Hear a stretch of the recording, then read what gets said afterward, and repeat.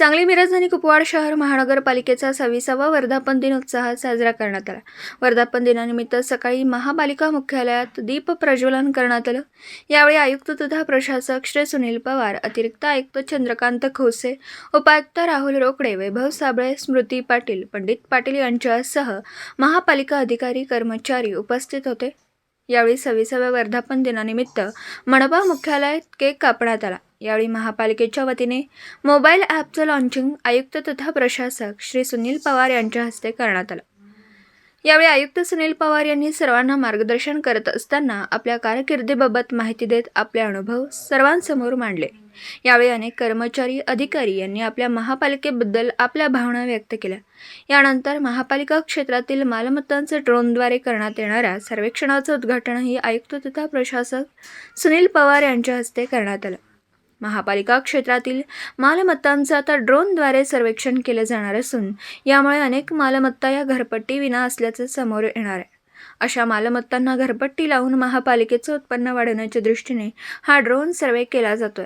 यावेळी अतिरिक्त आयुक्त चंद्रकांत खोसे, उपायुक्त राहुल रोकडे, वैभव साबळे, स्मृती पाटील, पंडित पाटील, नकुल जकाते, सर्व विभागाचे प्रमुख अधिकारी, धनंजय हर्षद, जनसंपर्क अधिकारी यांच्यासह मान्यवर उपस्थित होते. 9 फेब्रुवारी 1998 रोजी स्थापन झालेल्या सांगली, मिरज आणि कुपवाड शहर महानगरपालिकेचा आज 26वा वर्धापन दिन आहे. या वर्धापन दिनाच्या मी सर्व सांगलीकर नागरिकांना शुभेच्छा देतो. या वर्धापन दिनाच्या निमित्तानं आपण आज 9 फेब्रुवारी रोजी नागरिकांच्या सोयीसाठी एक मोबाईल ॲप लॉन्च केलेलं आहे की याच्या माध्यमातून नागरिकांना घरी बसून आपले घरपट्टीचे किंवा पाणीपट्टीचे बिलं भरता येतील. एवढंच नाही तर याच्यामध्ये आपण नागरिकांच्या ज्या काही तक्रारी असतात त्या तक्रारी फोनद्वारे सांगणं किंवा अर्ज करणे, तक्रार अर्ज करणे यासाठी तक्रारीसाठी पण एक आपण पोर्टल तयार केलेलं आहे. ग्रीव्हन्स ॲपमध्ये त्याला स्थान दिलेलं आहे. त्यामुळं नागरिकांना ज्या काही आपल्या प्रभागातल्या, वार्डातल्या ज्या काही तक्रारी असतील त्या ॲपवर आपल्याला लॉन्च करता येतील आणि ह्या तक्रारी आल्यानंतर आमच्या महापालिकेकडे जातील आणि त्याच्यावर नियंत्रण ठेवण्यासाठी आम्ही एक स्वतंत्र अधिकाऱ्याची नियुक्ती करतो आहे की जेणेकरून नागरिकांनी आपल्या ज्या तक्रारी ॲपवर लॉन्च केलेल्या आहेत त्या तक्रारीचं निराकरण करून नागरिकांना चांगली सेवा देण्याचा आपण प्रयत्न करतो आहे. आणि हे चांगली सेवा दिल्यानंतर महापालिकेला जे काही त्याचं उत्पन्न वाढवायचं आहे, जे काही उत्पन्न आपल्याला महापालिकेचं मिळणार आहे त्याच्यातून आपल्याला नागरिकांच्या अपेक्षानुसारची विकास कामं आपल्याला करता येतील. यासाठी आपल्या घरपट्टीचं जे मुख्य उत्पन्नाचा स्रोत आहे त्या मुख्य उत्पन्नासाठी आपण ड्रोनद्वारे मालमत्तांचं सर्वेक्षण करतो आहे की फक्त मालमत्तामध्ये करामध्ये कोणतीही वाढ न करता ज्या करापासून चुकलेल्या ज्या मालमत्ता आहेत त्या मालमत्तांचा पण करामध्ये समावेश होईल. तसेच काही जादा वाढवलेली बांधकाम असतील ती येतील आणि सर्वांचा समावेश आपण करतो. इथं मॅन्युअली कुठलाही आधार राहणार नाही.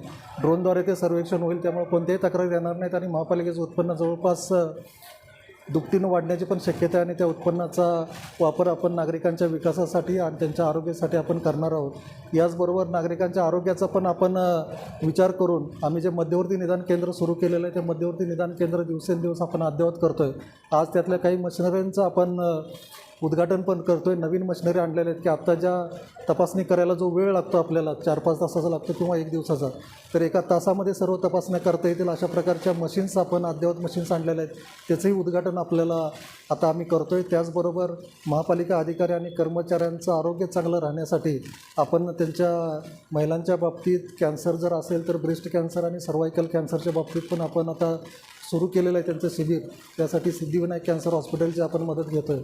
त्याचबरोबर इतर जे तपासण्या आहेत, रक्ताचे असेल, लघवीचे असेल किंवा लिपिड प्रोफाईल असेल, याचबरोबर जो सध्याच्या काळात जो वाढलेला आजार आहे आमच्या कर्मचाऱ्यांच्यामध्ये जे आमच्या निदर्शनास आलं की कॅन्सरसाठी ओरल कॅन्सर, मग जिभेचा असेल, तोंडाचा असेल, घशाचा असेल, तर त्या कॅन्सरसाठी पण आम्ही त्यांची तपासणी करून की जेणेकरून प्रिव्हेंटिव्ह मेजर्स घेता येतील आणि पहिल्या स्टेजला जर कॅन्सर डिटेक्ट झाला तर त्या कर्मचाऱ्यांचं आणि आमच्या कर्मचाऱ्यांचं आरोग्य चांगलं राहील यासाठी ती पण सेवा आपण घेतो आहे.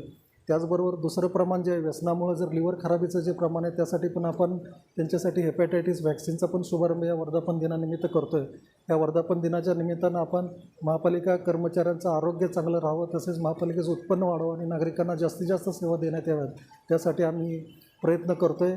आज आम्ही या निमित्त सर्व नागरिकांच्यासाठी एक स्नेहमेळावा आयोजित केलेला आहे. तो स्नेहमेळावा आपल्या सांगली येथील समर्थ घाटावर त्या ठिकाणी आपण आयोजित केलेल्या त्या स्नेहमेळाव्यासाठी आपण तिथं यावं. आपल्या काही ज्या भावना असतील किंवा महापालिकेबद्दलची जी काही मतं असतील ती आम्हाला त्या ठिकाणी कळतील, विचारांचे आदानप्रदान होईल त्याचबरोबर महापालिका जे काही काम करत आहे किंवा पुढं जे करणार आहे त्याचे पण आपण चित्ररूपी प्रदर्शन त्या ठिकाणी लावलेलं आहे. तर या सर्व स्नेहमेळाव्याला आपण येऊन आम्हाला एक पाठिंबा द्यावा, आम्हाला सहकार्य करावं आणि तुमच्या सहकार्यामुळेच आमचा विश्वास वाढवून आणि चांगली विकास कामं करण्यासाठी आम्हाला प्रेरणा मिळेल. यासाठी तुम्ही यावं असं मी परत एकदा आवाहन करतो आहे. परत एकदा मी सर्व सांगलीकरांना, सांगली, मिरज आणि कुपवाड शहरातील सर्व नागरिकांना वर्धापन दिनाच्या शुभेच्छा देतो.